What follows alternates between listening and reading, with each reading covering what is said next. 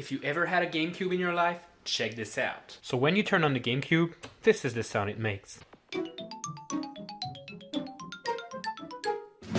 But if you plug in a controller and hold down the Z button, this is what you hear.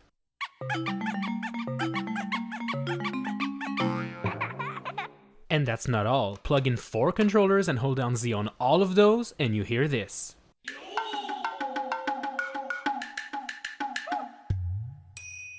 That's pretty cool, right?